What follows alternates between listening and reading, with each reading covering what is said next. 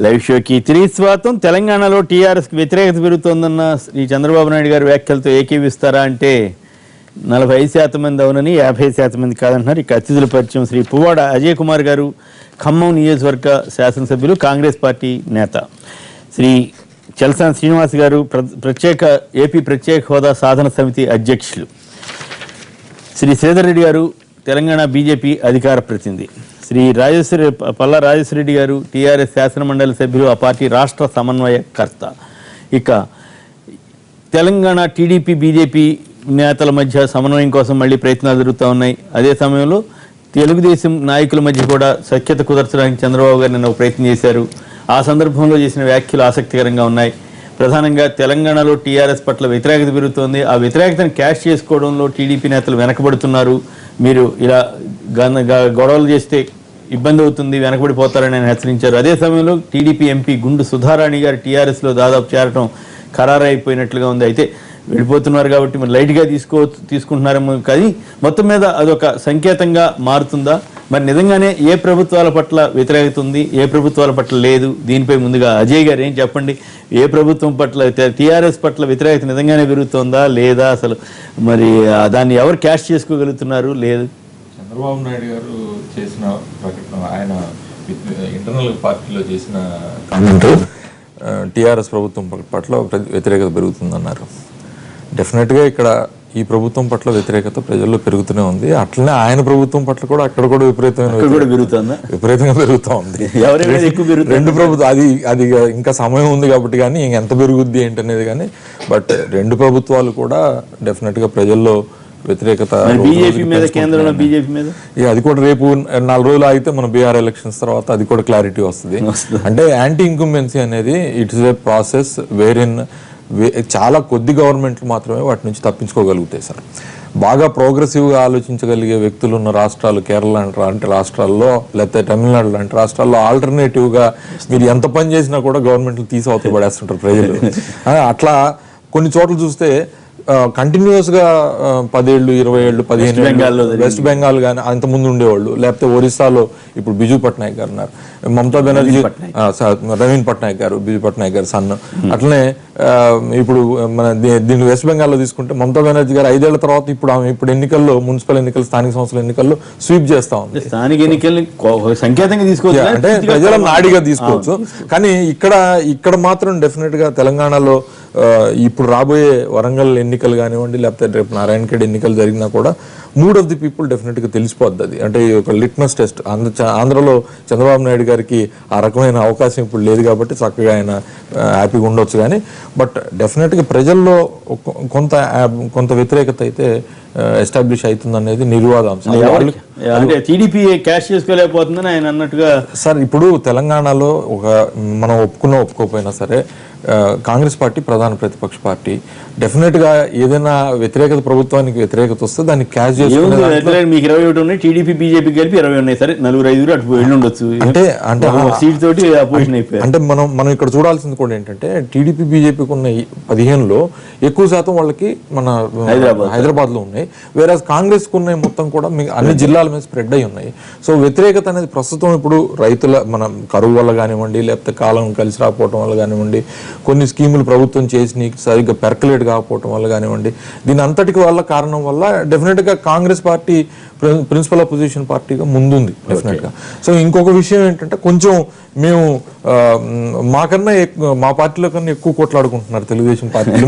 మేము కొంచెం బెటర్ అయ్యాం కదా. అంటే డెఫినెట్ గా ఆ రకంగా చూస్తే కాంగ్రెస్ పార్టీ ఇప్పుడు కొంచెం యునైటెడ్ గా కనపడతా ఉంది. అంటే ఆ కొట్టుకోవటం సహజం ఉంటుంది లేండి. అదే కాంగ్రెస్ పార్టీలో ఆ కొట్టుకోవడానికి అంటే ఉన్న విషయం చెప్తాను. అంటే కొంత అంతర్గత ప్రజాస్వామ్యం అంటారు దాన్ని, ఇంకో రకం చెప్పినా కూడా. కేసీఆర్ గారు అప్పు కోసం వాటి కోసం మళ్ళీ ప్రయత్నాలు చేస్తున్నారు. దాంతో జనంలో మార్పు తీసుకురాలేరు ఆయన. అంటే ఇప్పుడు ఆయన యాక్చువల్గా ఎఫర్ట్ పెట్టింది కూడా ఎప్పటి నుంచో కూడా ఈ FRBM పరిమితి పెంచుకోవాలనే ఉద్దేశంతోనే ఉన్నారు ఆయన. మనకు కనపడతా ఉంది ఈ రాష్ట్ర ప్రాథమిక ప్రాధాన్యత ఏంటంటే అప్పు తెచ్చుకోవటం, ఏదో ఒక రకంగా ప్రాథమిక ప్రాధాన్యత ఇప్పుడు ఏంటంటే తెలంగాణ రాష్ట్రం అప్పు అప్పు అప్పు. బహుశా నేను అనుకోవటం ఏ ప్రభుత్వం కూడా ఇంత షార్ట్ పీరియడ్ లో 61,000 కోట్ల రూపాయలు ఇప్పటి వరకు మనం తీసుకున్న అప్పు, అంటే ఈ 1 year లో మనం తీసుకున్న అప్పు, ఇంకా మనం అడిగే అప్పుతో కలిపి చూస్తే మొత్తం ఓవరాల్ గా 100,000 లక్ష కోట్ల రూపాయలు మనం అప్పుకు చాలా దగ్గరలో ఉన్నాం. మరి ఇది ఏ రకంగా దారితీస్తుంది, రాబోయే జనరేషన్స్ మనం దీన్ని రీపే చేయగలుగుతాం లేదో కానీ ఈ రిపర్కషన్స్ అన్నీ ఉంటాయి. సో అందుకని ఈ యాంటీ ఇన్కంబెన్సీని ప్రధానంగా ప్రభుత్వం మీద వచ్చే వ్యతిరేకతని క్యాష్ చేసుకోవాల్సింది ప్రిన్సిపల్ అపోజిషన్ పార్టీ కాంగ్రెస్ పార్టీకి మా మీద ఎక్కువ బాధ్యత ఉంది. సో దాన్ని అంటే ఏ పార్టీ అయినా అధికారంలో రావడానికి ప్రయత్నం చేస్తాయి సార్. తెలుగుదేశం పార్టీకి ఆంధ్రప్రదేశ్ కార్యక్షేత్రం, కాంగ్రెస్ పార్టీకి తెలంగాణ కాదంటారు. ఎవరెన్ని చెప్పుకున్నా కూడా అది ఉన్న విషయం. Frankly they have to accept. But obvious గా ఏంటంటే ఒక పొలిటికల్ పార్టీగా దే కెనాట్ గివ్ అప్ కాబట్టి ప్రయత్నం చేస్తూనే ఉంటారు, కానీ కాంగ్రెస్ పార్టీకి సానుకూలత ఉంటుంది. రైట్. శ్రీనివాస్ గారు మీరేమంటారు ఈ ప్రభుత్వాల తీర్థన మీద మీ కామెంటే? ఎన్నికల్లో చేసిన వాగ్దానాలు ఏదైతే ఉన్నాయో దాన్ని నిలబెట్టుకోవటంలో అక్కడ ఓన్లీ కేవలం పింఛను దాన్ని పెంచడం తప్పితే అక్కడ మిగతా దాంట్లో ఎన్నికల ప్రామిస్ చేసిన మేరకు దాంట్లో విఫలమయ్యారు. ఎక్కడ? ఏపీలోనా తెలంగాణ? ఆంధ్రప్రదేశ్లో. అలాగే తెలంగాణలో కూడా ఎన్నికల ప్రామిస్ ఏదైతే ఉన్నాయో డిలే అయిపోయింది. ఈ రెండిట్లో కాతే దీన్ని ఓవర్కమ్ అవడానికి అక్కడ ఆంధ్రప్రదేశ్లో ఏం చేస్తున్నారంటే పుష్కరాలను కానీ, అలాగే వికేంద్రీకరణ దాంట్లో అమరావతి మేము అందరం 100% కావాలన్నాం, ఎవరు పార్టీ రాసిన మేము అటెండ్ అయ్యాం కావాలన్నాం, దాన్ని హైప్ చేయటం కానీ, అందువల్ల ప్రజల్లో అదంతా అమరావతి మాకు కావాలండి, కానీ ఆ ఇష్యూని అంతగా హైప్ చేయటం కానీ మిగతా ప్రాంతాల్లో. అలాగే పుష్కరాలకు 1650 కోట్లు పెట్టి శ్రీకాకుళం అనంతపురం జిల్లా నిన్న కూడా బస్సులు తిరుగుతున్నాయి అడ్వర్టైజ్మెంట్తో. హోర్డింగ్స్ నిన్న కూడా ఉన్నాయి, పుష్కరాలకు రండి అని. జూలై 26కి అయిపోయినాయి. సరే ఏమవుతుందంటే దానివల్ల కొంచెం డైవర్ట్ చేయటం కానీ.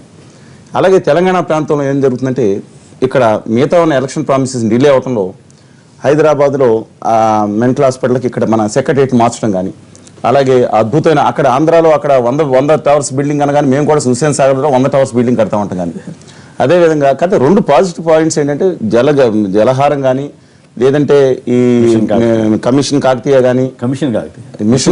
కానీ నేను అలా మంచి నాయన రెడ్డి గారి నోటమ్మడి కూడా 2 సార్లు వచ్చిందండి మా దాంట్లో. అది కాదు ఈ విషయాల్లో కానీ ఏం జరుగుతుందంటే ఒక పాజిటివ్ పాయింట్ తీసుకున్నా అది దుర్వినియోగం జరుగుతున్న ఆరోపణల నేపథ్యంలో ఈ రెండింటిని కానీ ఒక్కటి మాత్రం సత్యమండి. ఇందాక అజయ్ గారు చెప్పినట్టు యాంటీ ఎస్టాబ్లిష్మెంట్ అనేది ప్రతి చోట ఉంటుంది. అది దాన్ని క్యాష్ చేసుకుంటాం అక్కడ ప్రతిపక్షం విఫలమవుతుంది. ఖచ్చితంగా అక్కడ ఆంధ్రప్రదేశ్లో ప్రతిపక్షం విఫలమవుతుంది. ఎందుకంటే వాళ్ళు తప్పులు ఆ గ్రాఫ్ అక్కడ పడతా ఉన్న అక్కడ ప్రతిపక్ష గ్రాఫ్ కూడా పెరగట్లేదు తెలంగాణ ప్రాంతంలో. కానీ కాంగ్రెస్ మాత్రం అక్కడ ఏం జరుగుతుంటే అసలు 1% ఓటింగ్ ఉన్న కాంగ్రెస్ పార్టీ అసలు భూబంతా దద్దరిల్లేదట. అక్కడ ఏదైనా సరే ఉద్యమానికి ముందు ఉంటుంది.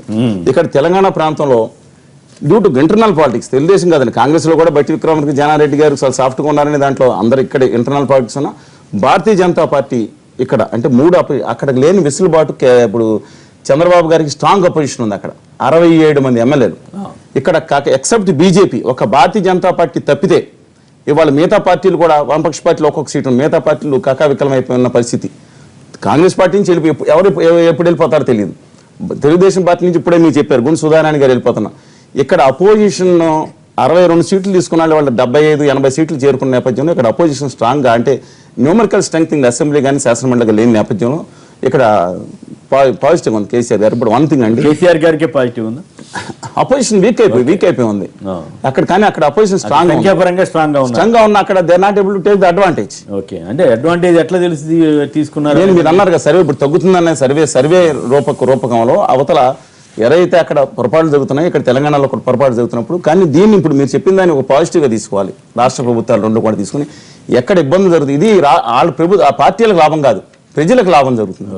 మనం తీసుకున్న చర్చ ద్వారా వాళ్ళు పెట్టిన చర్చ ద్వారా మనం ఏం చేయగలిగితే అట్లా పాజిటివ్ తీసుకుంటున్నాయి ఆ ప్రభుత్వాలు తీసుకోవాలని మనం కోరటం అనేది మన కోరదు. కానీ నువ్వు కావాలని దుబ్బుదేలతో మాట్లాడుతున్నావు అనే ఫీలింగ్ లోకి వెళ్తున్నట్టున్నారు కదా. పాజిటివ్ తీసుకుంటే వాళ్ళకి మంచిదండి, నెగిటివ్ గా తీసుకుంటే పాజిటివ్ గా తీసుకుని సరి చేసుకుంటే ప్రజలకు లాభం. నాకు పార్టీకి లాభం పోతే నాకు అనవసరం, ఏ పార్టీ బాగుంటే మనకు అనవసరం. మీరు కూడా 2 చోట్ల పెరుగుతోంది అంటారు. 2 చోట్ల కూడా యాంటీ ఎస్టాబ్లిష్మెంట్ పెరుగుతూ ఉంది. రైట్. శ్రీధర్ రెడ్డి గారు మాట్లాడడానికి ముందుగా జహీరాబాద్ నుంచి నరసింహరావు లైన్ లో ఉన్నారు. నరసింహరావు నమస్కారం అండి, మాట్లాడండి. నమస్కారం సార్. నమస్కారం, మాట్లాడండి ప్లీజ్. సార్ ఈ మన శ్రీనివాస్ గారు ఖర్చు ఎక్కువ పెట్టారని చాలా టూ మచ్ గా చెప్పుకుంటా పోతున్నారు సార్. ఎక్కడ మన శంకుస్థాపనకి అంత ఎక్కువ పెట్టినట్టు మీరు పొరపాటు మిగతా వాళ్ళు మాట్లాడినట్టు నేను కాదు. ఖర్చు ఎక్కువ పెట్టారని చెప్పాను కానీ 400 కోట్లని నేను చెప్పలేదు. నేను హాజరయ్యాను కూడా అమరావతికి. ఆయన చెప్పొద్దు అంటారా మీరు, లేకపోతే ఏంటి అసలు మీ ఉద్దేశం ఏంటి? అలా అంటే అసలు మీరు మరీ ఇష్టం లేనట్లు మాట్లాడుతున్నారు సార్ మీరు కానీ జగన్ గారి గ్రూప్ కానీ ఎంత గందరగోళంగా. మీరు జహీరాబాద్ నుంచి మాట్లాడుతున్న నరసింహరావు గారు, చాలా సంతోషం. అమరావతి రాజధాని కావాలని కోరింది, దాని మీద రిపోర్ట్ ఇచ్చింది అనుకూలంగా. అంటే ఏమి ఈ దేశంలో ఈ ప్రపంచంలో అతదాన్ సింగపూర్ మేమేనండి గ్రూప్ తో. మేము తప్పితే మీరు ఈ ప్రపంచంలో ఎవరన్నా కదా కాంప్రహెన్సివ్ రిపోర్ట్ ఇచ్చినట్టు చెప్పండి. కానీ తప్పులుంటే ఎత్తి చూపడంతో మాకు అది కూడా చేయకుండా భజన బృందంలో చేయడం అనేది కరెక్ట్ కాదు. మేము అక్కడ హాజరయ్యామని చెప్పాం. వామపక్షాలు హాజరయ్యాయి, సిపిఎం కూడా హాజరయ్యారు. భజన బృందంలో చేరకపోతే మీరు కూడా ఒప్పుకోరా? ఇవాళ రేపు భజన చేయకపోతే కష్టం అయిపోతుంది. కాదండి, మాకు కాదు అన్ని మంచి 90% మంచి చెప్పి 10% పొరపాటు ఎక్కువ ఉన్న చోట ఏమవుతుంది, భజంత్రీలు చేసేదే నమ్ముతున్నారు నాయకులు. కోరుకున్నామండి, అక్కడ అటెండ్ అయ్యామండి, వామపక్షాలు అటెండ్ అయ్యాయి, మేము హర్షించాం. అక్కడ మీరు భజంత్రీలు అన్నారు కాబట్టి చెప్తున్నాం. కాదండి, అక్కడ ఆ రైతులకు ధన్యవాదాలు చెప్తాం. Hats off to the farmers. ప్రభుత్వాలు భజన బృందాలు లొంగుతున్నాయా, క్రిటికల్ గా మాట్లాడే వాళ్ళతోటి కరెక్ట్ గా ఉంటున్నాయా, ఎట్లా ఉంటున్నాయి అనేది కూడా ఆలోచించాలి. సాధారణంగా అందరూ వాళ్ళు ఇప్పుడు ఈ ప్రపంచంలో అతిపెద్ద పొగడ్త ఏంటంటే ఇంతవరకు దాని కాపీ రేట్ మార్చలేదు. మీకు పొగడ్తలంటే ఇష్టం ఉండదని చెప్పడం, దానికి ఇద్దరు కూడా పడిపోతాం సామాన్యం అండి. ఒక పాజిటివ్ గా తీసుకోమని చెప్తున్నాం, తీసుకుంటే మంచి రిపోర్ట్ ఇచ్చినప్పుడు అది వేరే విషయం అనుకోండి. బట్ అదేదో అసలు విమర్శ చేస్తేనే పెద్ద నేరం అన్నట్టు, ప్రమాదం అన్నట్లు మాట్లాడుతున్నారు. దురదృష్టం అది. రైట్, శ్రీధర్ రెడ్డి గారు ఏమంటారు?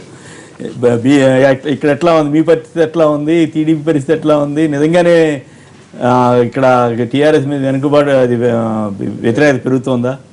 ఇప్పుడు ఖచ్చితంగా నేను కొత్తగా వ్యతిరేకత గురించి ఇవాళ మళ్ళీ విశ్లేషించాల్సిన అవసరం లేదు. ఎందుకంటే ఇప్పటికే అనేక లిస్ట్ చెప్పారు. రైతు ఆత్మహత్యల నుంచి మొదలు పెడితే మిగతా అనేక కార్యక్రమాలు, మేనిఫెస్టోలో ఉన్నవి లేనివి, తర్వాత కేటాయింపులు, డైనాసిటీ పాలిటిక్స్, ఏకపక్ష ధోరణి, నియంతృత్వ ధోరణి, ఇంకోళ్ళకి ఎవరికి కూడా మాట్లాడే అవకాశం ఇవ్వడం, ఇప్పుడు మీరే అన్నట్లు భజంత్రి కాకపోవడం, ఈ రెండిట్లో తారతమ్య భేదాలు, ఇవన్నీ చూస్తే ఇప్పటికే ప్రజలు 2 ఎమ్మెల్సీ ఎలక్షన్స్ విషయాన్ని మనం మర్చిపోతున్నాం. ఇక్కడ పక్కన గెలిచిన ఆయన కూడా ఉన్నాడు. పర్లేదు. అంటే రాజరెడ్డి గారు గెలిచారు. 70-80% ఆఫ్ ది తెలంగాణ, అంటే హైదరాబాద్ ఉంది కాబట్టి నేను 70-80% అంటున్నాను. 6 జిల్లాలు కల్పించినటువంటి తీర్పుని మనం చూడాల్సిన అవసరం ఉంది. హైదరాబాద్లో అయితే హ్యాండ్స్ డౌన్ మేము 1 సైడ్ కొట్టేశాము. అదే ఖమ్మంలో రాజేశ్వర రెడ్డి గారిని చివరి రౌండ్ దాకా తీసుకురాగలిగాం. అంటే అక్కడ ఉన్నటువంటి ప్రజల యొక్క మూడు మనకు అర్థమై ఉండాలి అప్పటికే. అంటే ఆ సమయంలోనే అంత వ్యతిరేకత ఉంటే, ఆ తర్వాత జరిగినటువంటి ఆత్మహత్యలు, ప్రభుత్వం యొక్క ఏకపక్ష పోకడ, ఇవన్నీ చూస్తే ఖచ్చితంగా ఇవాళ వరంగల్లో ఇంకొకటి మీరు విశ్లేషిస్తే, వరంగల్లో ఇవాళ నేను ఒక చర్చలో పాల్గొంటే ఒక టీఆర్ఎస్ నాయకులు, సీనియర్ నాయకులు ఏం చెప్తున్నారంటే, మేము ఎవరిని పెట్టినా గెలుస్తారు, ఎవరిని పెట్టినా గెలిచే పరిస్థితి ఉంటే మేకపోతు గాంభీర్యం చూపిస్తున్నటువంటి మీరు ఇప్పటిదాకా అభ్యర్థిని ఎందుకు ఎన్నుకోలేకపోయారు? వివేక్ గారిని అడుగుతా ఉన్నారు, ఇంకో పార్టీ వాళ్ళని అడుగుతా ఉన్నారు, ఇంకోళ్ళు తెచ్చుకుంటున్నారు. అంటే పార్టీలో ఉన్న వ్యక్తులకు ఆ తాహతు లేదా, లేకపోతే గెలుస్తారని చెప్పేసి ఆత్మవిశ్వాసం పూర్తిగా లేదా? దాంట్లోనే టీఆర్ఎస్ పార్టీ యొక్క వెనుకబాటు వైఖరి తెలుస్తా ఉంది, వ్యతిరేకత ఉందనే విషయం మనం వెనుకబాటు ఉంటే మీ పార్టీ అభ్యర్థి వెళ్ళిపోయాడు, మరి టీఆర్ఎస్ ఎందుకు వెళ్ళిపోయాడు? మా పార్టీ అభ్యర్థి టీఆర్ఎస్ అవగల్ల పరమేశ్వర్ గారు వెళ్ళిపోయాడా లేదా? ఆయన పోటీ చేశారు. ఆయన గుండుసుధారాణి గారు ఎందుకు వెళ్తున్నారు? ఎంపీ సుధారాణి గారు ఆ రాజ్యసభ సమయం అయిపోయింది. ఇప్పుడున్నటువంటి రాజకీయ పరిస్థితుల్లో ఎటువంటి పరిస్థితులు ఉన్నాయి? గుండు సుధారాణి గారు మూలాన తెలియదు కానీ, రెన్యువల్ సిస్టమ్ నాకు తెలియదు కానీ, రామగల్ల పరమేశ్వర్ గారు పోయినట్టే దానికి వేరే వేరే కారణాలు ఉన్నాయి. మరి ఆయనకు వీళ్ళు అధికారి రేపు పొద్దున అభ్యర్థిత్వం ఇచ్చే అవకాశం ఉందా? పోతే కాబట్టి మీ మీద అనుకూలత ఉండి కేసీఆర్ మీద వ్యతిరేకత ఉంటే వెళ్ళకూడదు కదా. డెఫినెట్ గా అభ్యర్థి విషయంలో బేరీ చేసుకునే అవకాశము, 2 పార్టీలు కలిపి నిర్ణయం తీసుకోవాలి. కాబట్టి ఆయనకు అనుకూలంగా ఉంటుందో ఉండదో అనేటువంటి మీమాసతో పోయి ఉండొచ్చు, అది వేరే సంగతి. కానీ మొత్తంగా చూస్తే వ్యతిరేకత టీఆర్ఎస్ పార్టీ మీద ఉంది కాబట్టి వాళ్ళు పూర్తి నిర్ణయం తీసుకోలేకపోతున్నారు. మా అన్న కాంగ్రెస్ పార్టీ గురించి పెద్దగా చెప్పిండు కానీ ప్రస్తుత పరిస్థితులలో ఇక్కడ అధికారం లేరు, అక్కడ అధికారం లేరు, వాళ్ళని ఎందుకు లెక్క పెట్టుకోవాలి?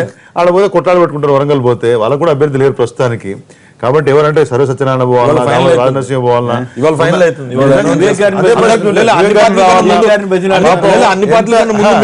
ఎంత ధైర్యస్థితి అంటే రాజయ్య గారు సిట్టింగ్ అంటే ఓడిపోయి తాజా మాజీ ఎంపీ గారిని పెట్టుకొని ఆయన ముందే చర్చలు చేస్తున్నారు ఎవరు కావాలని చెప్పేసి. తల్లి కొడుకుని పెట్టుకొని చుట్టుపక్కల అంటే ఆయనే పోటీ చేయాలని లేదు కదా సార్. అదే చెప్తా ఉన్నాను. కాంగ్రెస్ పార్టీ పరిస్థితి అయినా, అటు టీఆర్ఎస్ పరిస్థితి అట్లా ఉంది. ఇవాళ పరిస్థితుల్లో who is the best TDP alternative? బెటరా బీజేపీ బెటరా మీ ఇద్దరులో అక్కడ? ఖచ్చితంగా బీజేపీ పోటీ చేసింది, బీజేపీ అభ్యర్థి పోటీ చేస్తారు, బీజేపీ గుర్తు మీదనే పోటీ చేస్తారు, టీడీపీ సపోర్ట్ చేస్తుంది. ఇవాళ కేంద్రంలో మేము అధికారంలో ఉన్నాము. వరంగల్ నగరాభివృద్ధి కానీ వరంగల్ పార్లమెంట్ అడ్వాంటేజ్ చేసుకుంటున్నట్టున్నారు. డెఫినెట్ గా అట్లనేం లేదు.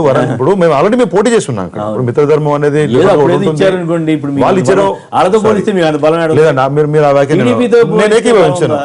డెఫినెట్ గా ఉందని అనుకుంటాం కదా. మేము పోటీ చేసామంటే మేము పోటీ చేసామంటే డెఫినెట్ గా మేము ఉన్నట్టే వరంగల్ జిల్లాలో మీరు అనాదిగా వరంగల్ జిల్లాలో అనాదిగా మీరు చూస్తే భారతీయ జనతా పార్టీకి సంస్థాగతమైన బలం ఉంది. టీడీపీ ఇవ్వడం మేము తీసుకోవడం లాంటి ఏముండవండి. మీరు ఇంతకుముందు టీడీపీ ఇచ్చారన్నారు, అది డెఫినెట్ గా పొత్తులో భాగంగా చంద్రబాబు గారు జగ్గారెడ్డి గారిని పిలిచి కాంగ్రెస్ లో ఉన్నారు, సునీత లక్ష్మారెడ్డి గారి ఇంటికి వెళ్తున్నాయని వెనక్కి తీసుకొచ్చి మీ పార్టీలో క్యాండిడేట్ చేయించి మీరు అవును సార్ అని మీరంతా ప్రచారం చేసి మీరేమో వాళ్ళు ఇవ్వలేదు. ఇప్పుడు అనేక రకమైన కథనాలను అఫీషియలైజ్ చేస్తే నేనేం చేయలేను. అది జరిగింది అని జరిగింది. బీజేపీ వాళ్ళు అంత బలంగా ఉంటే చంద్రబాబు గారు ఇచ్చేది కాదు, మేము తీసుకునేది కాదు అంటే చంద్రబాబు గారు ఖచ్చితంగా బీజేపీ అభ్యర్థి అక్కడ పోటీ చేస్తారు, వరంగల్ లో కూడా బీజేపీ అభ్యర్థి పోటీ చేస్తారు. సంస్థాగత బలం మాకుంది అక్కడ. డెఫినెట్ గా టీడీపీ మా మిత్రపక్షంగా వాళ్ళు సపోర్ట్ చేస్తారు. ఇప్పుడున్న పరిస్థితుల్లో బెస్ట్ ఆల్టర్నేటివ్ టీడీపీ బీజేపీ తెలుస్తా ఉంది. ఇక మన ఎక్కడికి పోయాడు బీహార్ గురించి, కేంద్రం గురించి. మొన్న లేలో జరిగిన ఎలక్షన్స్ చూడండి, అవుట్ ఆఫ్ 27 మేము బహుశా అనుకోవటం 18 సీట్స్ మాకు వచ్చాయి. కాంగ్రెస్ పార్టీ అది కమ్ డౌన్ టు 4. అంటే ఇంకా కూడా ఇంకొక మీరు చూడాలా, వ్యతిరేకత మోడీ అని చెప్తున్నారు. నిన్న కాంగ్రెస్ పార్టీ సీనియర్ నాయకులు, నెహ్రూ గాంధీ కుటుంబానికి చాలా దగ్గర వ్యక్తి, ఇందిరాగాంధీకి నమ్మకమైన వ్యక్తి ఎంఎల్ ఫోతేదార్ గారు మాట్లాడుతూ రాహుల్ గాంధీ పనికిరాడు, నైదర్ ఫర్ ది కాంగ్రెస్ అధ్యక్ష పదవి లేకపోతే ప్రధాన పదవి అని చెప్పి ఆ స్థాయిలో కాంగ్రెస్ ఉంది. ఇంట్రెస్టింగ్ విషయం చెప్పాలి, అరుణ్ శౌరి గారు ఎవరు గవర్నమెంట్ లో మంత్రిగా చేశారు, బీజేపీ సీనియర్ లీడర్. నిన్న ఏమన్నాడు ఆయన, కాంగ్రెస్ విధానాలు ప్లస్ ఆవు అంట ఈక్వల్ టు మోడీ ప్రభుత్వ విధానం. కాంగ్రెస్ పార్టీలో ఏంటంటే మాకుంటది, మీ బీజేపీలో చెప్పుకొనిస్తే మోడీ గారి మీద చెప్పడానికి చాలా మంది ఉన్నారు. ఇంట్రెస్టింగ్ ఉంది, మీ విధానాలు ప్లస్ ఆవు అంట, ఆవు ఒకటి యాడ్ చేసుకున్నారంటే. ఒకటి ఆవు అనేది దేశం యొక్క మీ బీజేపీ చౌదరి గారికి అది జోక్ గా కనపడితే నేనేం చేయలేను. మీ బీజేపీ తీసేయండి అంటే మరి మీరు ఏం చెప్తారో చెప్పొచ్చు. ఆయన వర్గంలో లేరు, ఆయన ఫోరంలో ఉన్నారు. ఏ ఫోరంలో ఉన్నారు, తర్వాత అక్కడ ఉన్న ముందున్నటువంటి ప్రేక్షకులు ఎవరున్నారు, కొన్ని వయసును బట్టి కూడా కొన్ని ప్రభావితాలు చూపిస్తా ఉంటారు. వయసును బట్టి ఎమ్మెల్యే పోతేదారు 18 ఏళ్ళకు విశ్వాసపత్రులు అంటే వ్యవస్థలో లోపం ఉందని చెప్పడం వేరు, దాన్ని కన్స్ట్రక్టివ్ గా తీసుకుంటాం మేము.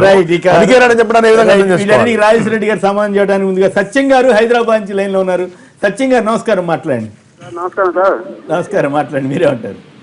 అది ఇక్కడ అదే పార్టీలు, ప్రతిపక్ష పార్టీలు ఏది మీద ఇచ్చింది దాన్ని బట్టి మాట్లాడుతున్నా. అక్కడ ఏంటంటే వైఎస్ఆర్సీపీ అయితే ప్రతిపక్షంగా వచ్చి అమరావతి మీదే ఫోకస్ చేస్తుంది, కానీ ప్రజల్లో ఉన్న చాలా భావాలు ఉన్నాయి ప్రజల్లో. ఇప్పుడు చాలా మందికి చాలా మంది లేవు సార్. అది పింఛన్ అంటే ఒక్క టీడీపీ పార్టీ వరకు ఇస్తున్నారు, కానీ వైఎస్ఆర్సీపీ పార్టీ అని అప్పుడు జెండా పట్టుకున్నాను చాలా మందికి. ఈ రోజు కోర్టు కూడా వెళ్తామనే స్థాయికి ఉన్నారు సార్.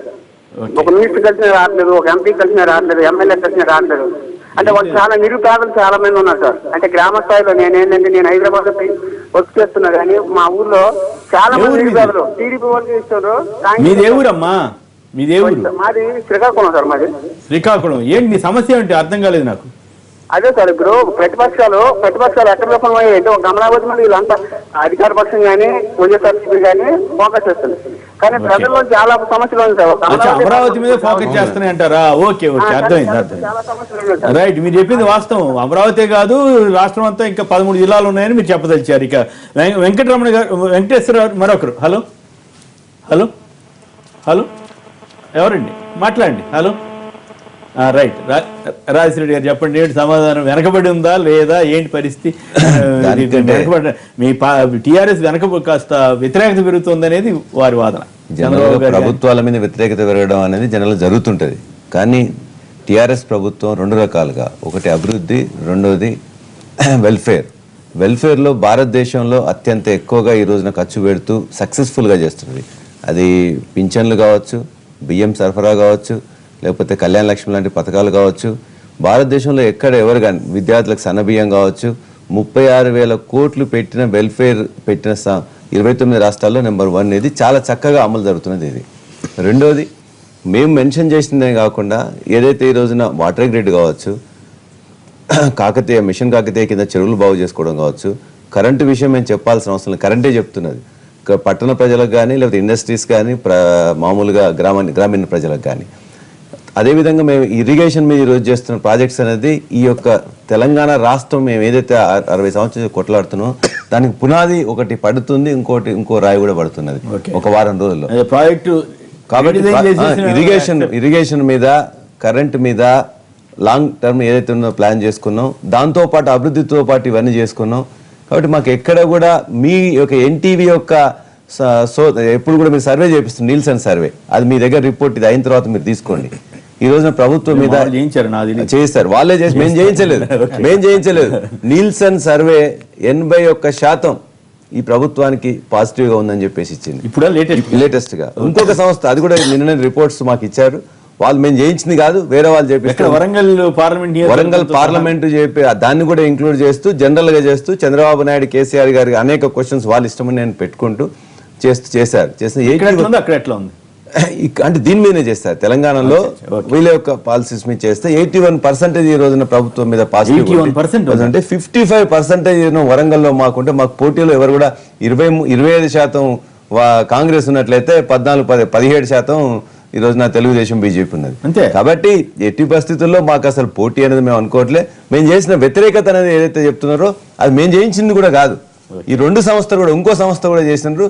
అది ఆ 2 సంస్థల యొక్క రిపోర్ట్స్ అని కూడా వాళ్ళు మాకు నిన్న పంపించడం జరిగింది, మేము రాత్రి చూడడం జరిగింది. దాని ప్రకారం రెండో విషయం మిగతా 2 సంస్థల విషయం ఏంటి? మిగతా 2 సంస్థల్లో కూడా ఆల్మోస్ట్ ఇంతే ఉండి 80-82% మధ్యలో ఉంటూ సిమిలర్ గా ఉన్నాయి. నీల్సన్ సర్వే గానీ ఇంకో సర్వే గానీ 2 కూడా ఆ సర్వే రిపోర్ట్స్ కూడా మీకు నేను ఇస్తాను. మీ దగ్గర నిల్సన్ సర్వే వాళ్ళు ఫోన్ చేస్తారు, ఇమ్మీడియట్ మీకు పంపిస్తారు. మాకు పంపించినట్టే వాళ్ళు కూడా స్వతంత్రం మేము కోరింది కాదు, వాళ్ళు కోరినది. కాబట్టి ప్రభుత్వం మీద ఎట్లా ఉన్నది అనుకూల ఒక 2 పాయింట్లలో వాళ్ళు అడిగారు. దీన్ని ఏదైతే డిలే అయిందని మీరు చెప్పిన ఇంతకుముందు శ్రీనివాస్ గారు, డిలే అయింది కూడా మేము ఈ రోజున 60,000 ఇల్లు ఈ రోజున ఇచ్చుకోగలిగినాం. వచ్చే సంవత్సరం 1 లక్ష ఇల్లు ఇచ్చుకుంటున్నాం, ఆ తర్వాత దాన్ని పెంచుతా ఉన్నాం. భారతదేశం కాదు ప్రపంచంలో ఎక్కడ కూడా 5 లక్షలు ఇల్లు పెట్టి ఒక ఇల్లు పెట్టించింది ఎక్కడా లేదు. అది ఆల్రెడీ అన్ని చోట్ల మొదలైపోయినాయి. కొన్ని చోట్ల ఉన్నాయి ఎక్కడైతే ఇబ్బంది ఉన్నదో, ఏది ల్యాండ్ టు దళిత్స్ అని దాని దగ్గర వెనుకబడ్డ నెగిటివ్ వచ్చి 2 KGT PGOT ఈ 2 విషయాలు ఇంకా ముమ్మడిగా జరగాలి. రైతుల ఆత్మహత్యల మీద కూడా రైతుల ఆత్మహత్యల విషయంలో మేము సర్వే చేయించింది మేము కాదు సార్. మేము చేయించలేదు సర్వే ఇతరులు ఇండిపెండెంట్ ఆర్గనైజేషన్ చేయించిన దానిలో మా ప్రభుత్వ పాలన మీద ప్రజల యొక్క విశ్వాసం ఎలా ఉందనేది, అది ఎలక్షన్ లో ఎవరు గెలవబోతున్న దాని మీద కూడా చెప్పారు. ఎలక్షన్లు అనేది మాకు పెద్ద సమస్య కాదు. మా క్యాండిడేట్స్ ఈ రోజున 24 మంది candidates, BJP candidates, Telugu Desam candidates, Congress లో ఉన్న క్యాండిడేట్స్ వాళ్ళందరూ కూడా ఈ రోజు వివేక్ గారి చుట్టూ తిరిగారు. ఎవరు చేరారు చెప్పండి. ఒక అబద్ధపు వార్త సార్, అబద్ధపు ఇప్పుడు కేశవరావు గారు కల్కట్టా పోయినరు. కేశవరావు గారి ఇంట్లో మీటింగ్ అయింది, ఆయన అటెండ్ అయినని చెప్పేసి అన్నారు. ఇటు కాంగ్రెస్ గానీ వాళ్ళని కానీ అడిగారు, మీరు కూడా వెరిఫై చేసుకోవచ్చు. ఒక గాలి వార్తను అద్భుతంగా రాసే సంస్థ వాళ్ళు గాలి వార్తలు రాసుకుంటే దాన్ని ఆయన కూడా చెప్పారు. అబద్ధం అండి, నిజంగా సార్. అసలు కల్కట్టాలో ఉన్నాడని చెప్పారు. నేను కల్కట్టాలో ఉన్నా బాబు అని కేశవరావు గారు. ఈ రోజున టిఆర్ఎస్ పార్టీకి 24 మందిలో ఎవరిని సెలెక్ట్ చేసుకోవడంలో ఇబ్బంది ఉంది తప్ప Congress party, BJP party Vivek గారికి హరీష్ రావు గారు ఫోన్ చేసి కానీ ఏదో రూపంలో మీరు రండి, ఎక్కడ ఎట్టి పరిస్థితిలో వచ్చినా కూడా ఈ రోజు సీట్ ఇవ్వలేని పరిస్థితి సార్. ఇవ్వలేని పరిస్థితి అన్న రాజేశ్వర్ అన్న, ఆ పరిస్థితి ఉంటే ఇవాళ గుండు సుధారాణి గారిని ఎందుకు చేర్చుకోండి? ఎంతమంది మీకు విషయం అండి. ఇప్పుడు కాంగ్రెస్ పార్టీ ఇప్పటికి కూడా తెలంగాణ వచ్చిందని కూడా కనీసం సోయి లేకుండా, తెలంగాణలో ఉన్న క్యాండిడేట్ తెలంగాణ నాయకులు సెలెక్ట్ చేయకుండా ఒక కొప్పుల రాజు మీద ఆధారపడి ఈ రోజు చేయాల్సిన తెలంగాణ నాయకులే లేరు.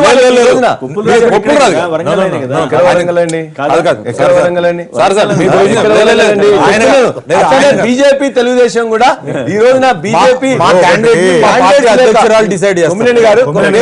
మీరు ముగ్గురు మాట్లాడుతూ నేను మాట్లాడలేదు. లాస్ట్ మాట్లాడి ఒక నిమిషం కేవీపీ డైరెక్షన్ లో అని చెప్పి ప్రజలు మాట్లాడుకుంటున్నారు. ఎవరి డైరెక్షన్ లో? కేవీపీ మీ పార్టీ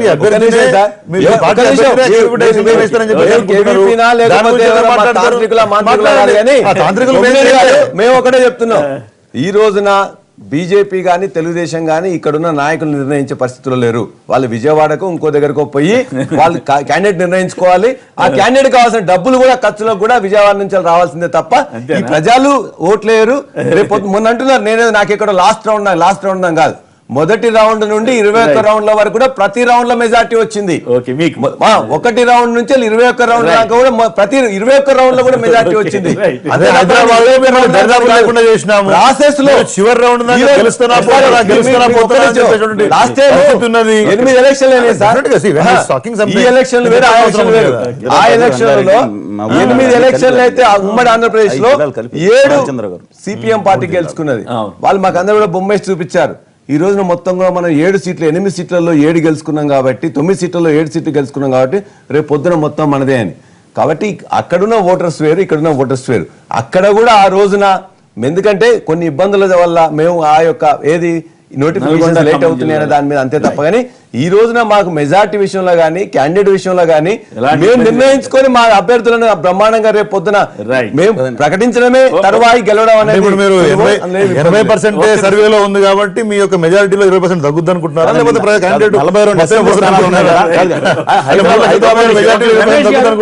రమేష్ గారు నల్గొండ నుంచి. రమేష్ గారు నమస్కారం, మాట్లాడండి. రమేష్ గారు రాము గారు కొత్తగూడి నుంచి. రాము గారు నమస్కారం, మాట్లాడండి. రాము గారు మాట్లాడండి ప్లీజ్. హలో నమస్కారం సార్.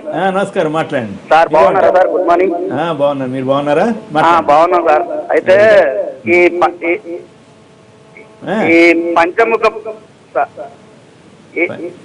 పంచముఖ పోటీలో టిఆర్ఎస్ విజయం అయింది సార్.